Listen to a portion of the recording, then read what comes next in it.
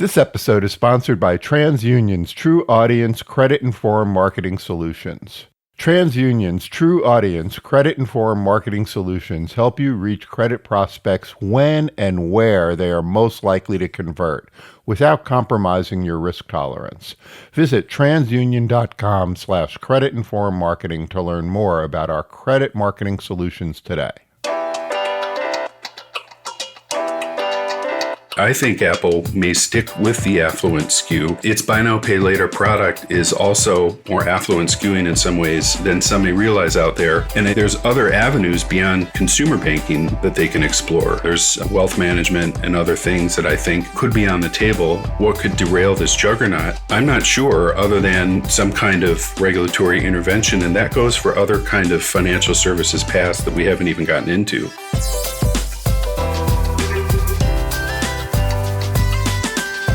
Hello, everyone, and welcome to the Banking and Payments Show, a behind-the-numbers podcast from eMarketer, sponsored by TransUnion's TruAudience Credit-Informed Marketing Solutions.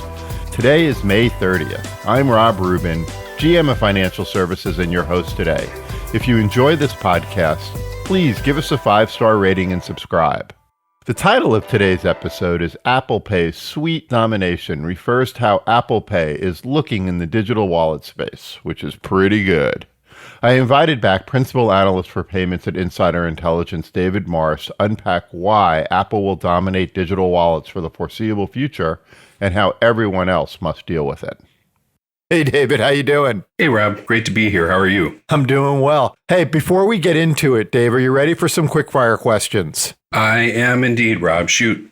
Have you ever used Apple Pay personally? I have. Yeah, I'm a convert. Recent. How recently? Well, I hate to admit that I went to McDonald's yesterday. I did do that for lunch. You know, I work very hard, Rob, so I shoot out of here, get a little lunch at McDonald's, come back. Apple Pay comes in handy. I get it. I love their shakes. Do you use any other digital wallets? Yeah, historically, the PayPal wallet has been my go-to, but I've found Apple Pay more relevant post-pandemic. Okay, now a question. Why did the digital wallet go on a diet?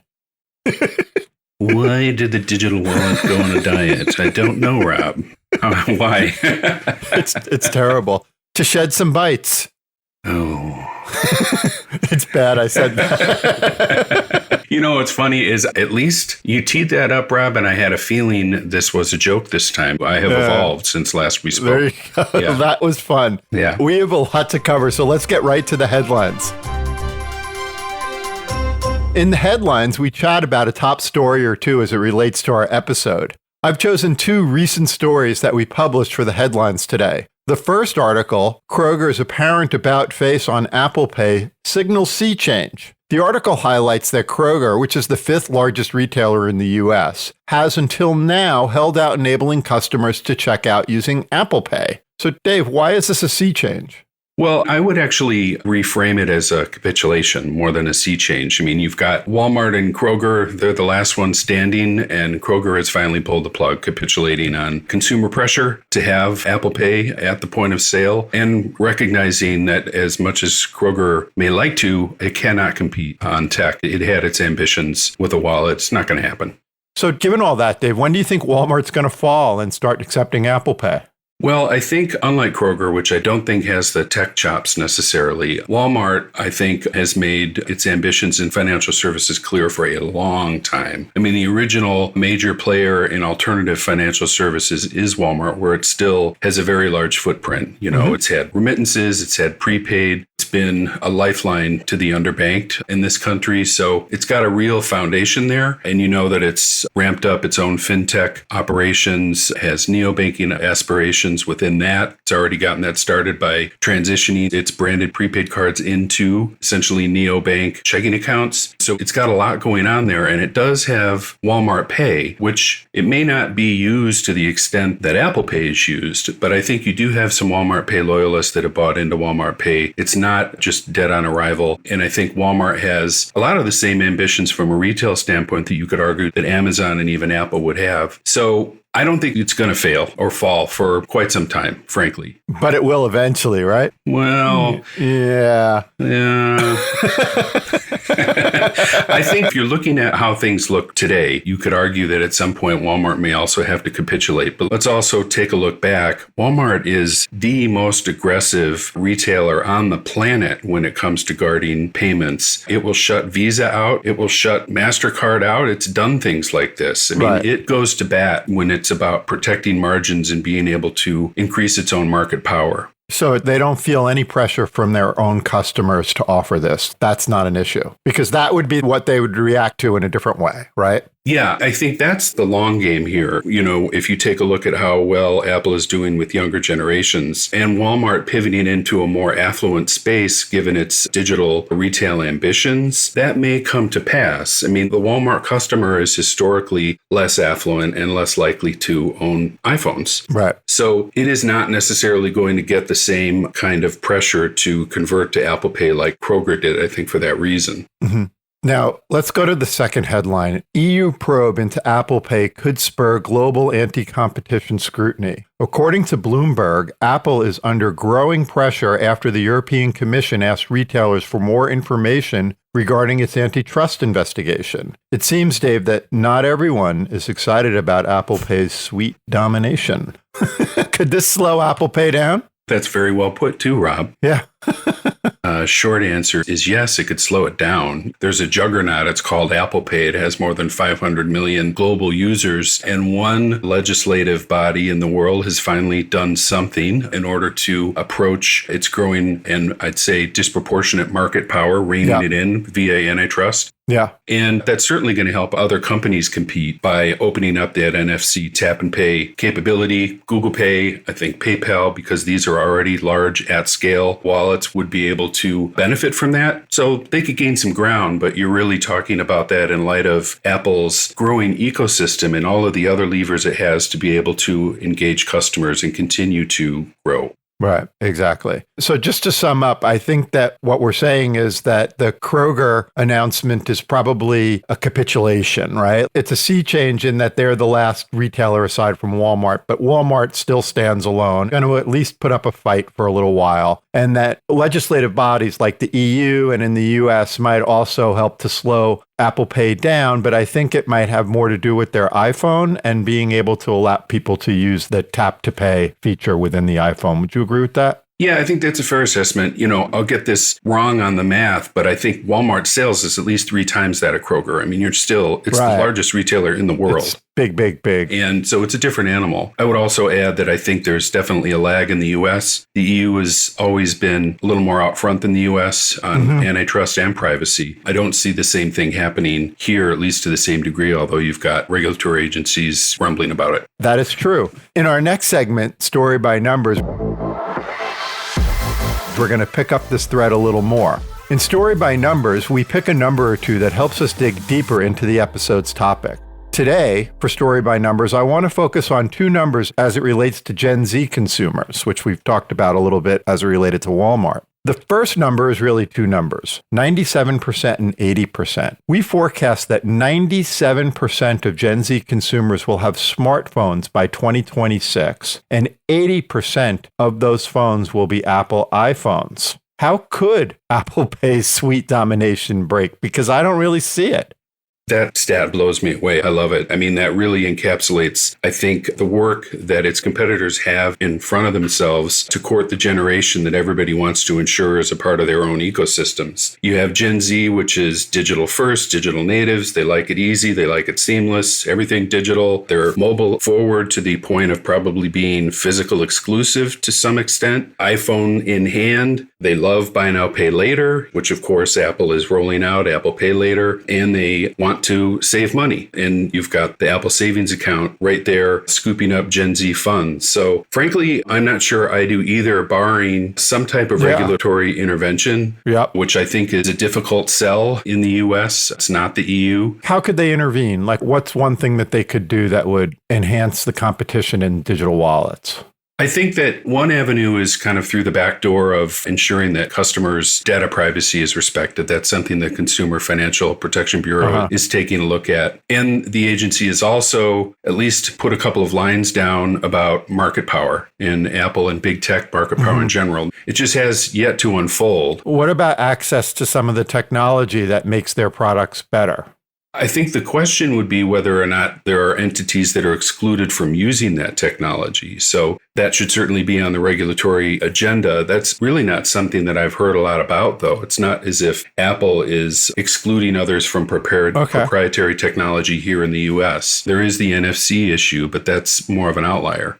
Okay. My next number is 1 billion. And that's how much Apple's new savings accounts swept up in deposits in 4 days. Dave, Apple Pay is part of a much larger ecosystem, and you mentioned it just before, but can we go through a little bit about why the ecosystem itself is important? What a great stat. I mean, amazing growth there. I mean, the ecosystem, and this I would look a little more generally out there at not just Apple, but you have Venmo, you have PayPal, you have Google, you have Cash App. These are all essentially either originally P2P systems, even Apple, or mobile-based systems that continue to grow and grow and grow and grow. And they're tethering broader and deeper usage by building out product sets within that ecosystem. And that's how they're ultimately growing. So, you have Apple Pay that's been around for almost 10 years now, but you have over time layering in products to broaden and deepen the engagement. Most recently, this savings account play. But before that, you've got the Apple Cash prepaid card. You've got P2P. You've got the Apple Card. Now you have Apple Pay Later. You have the savings accounts now. Exactly. It all works within the Apple Wallet.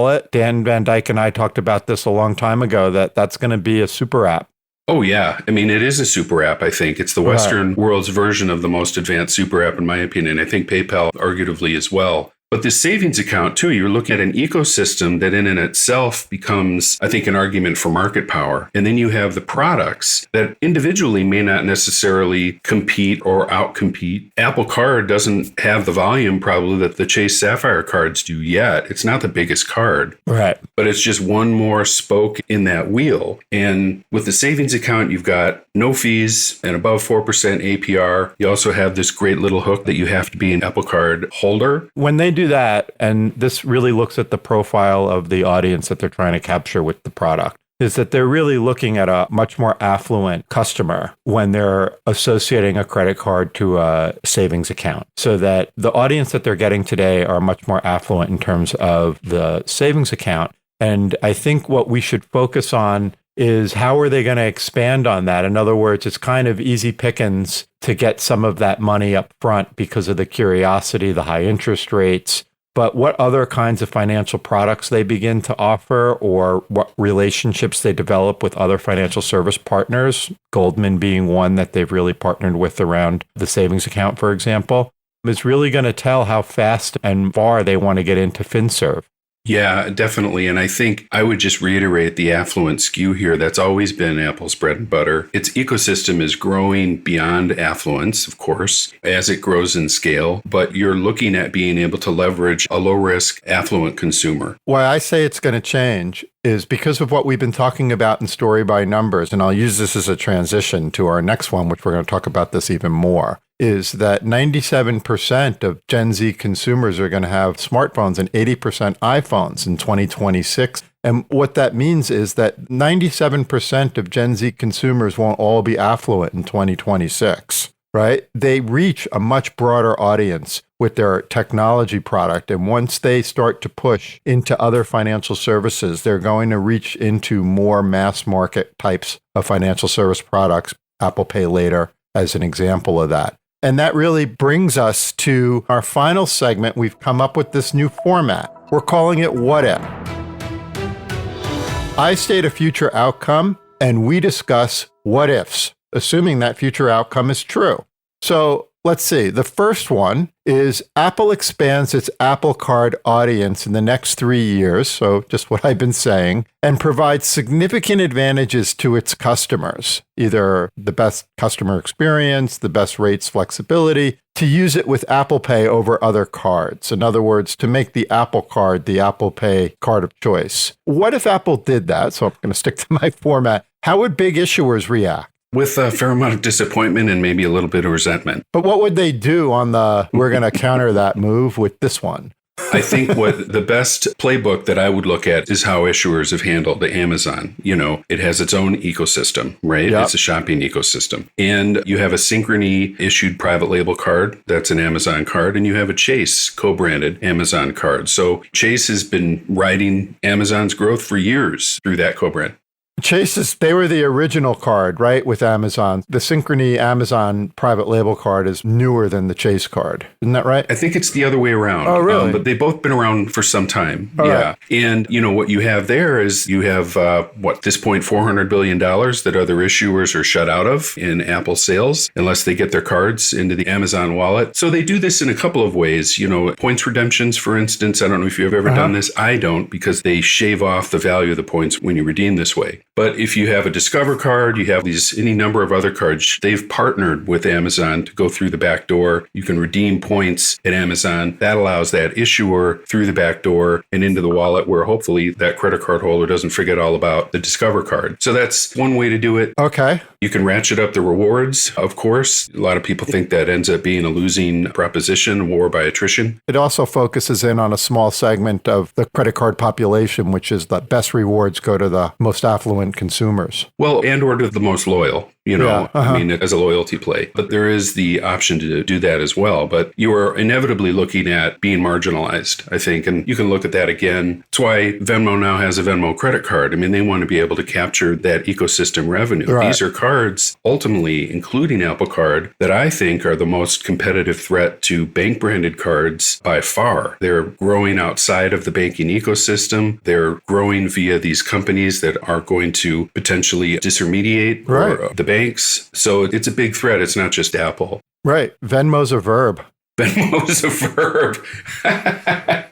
Chase isn't a verb. No. Not in that context. That's a good point. Yeah. And I want to go back, Rob. I actually have a different take briefly. I think Apple may stick with the affluent SKU. Its buy now, pay later product is also more affluent skewing in some ways than some may realize out there. And there's other avenues beyond consumer banking that they can explore. There's wealth management and other things that I think could be on the table. Back to your question, what could derail this juggernaut? I'm not sure, other than some kind of regulatory intervention. And that goes for other kind of financial services past that we haven't even gotten into. Right, or something comes along that unseats the iPhone as people's predominant communication device, which we don't see today, but 20 years ago, maybe we didn't see the iPhone either.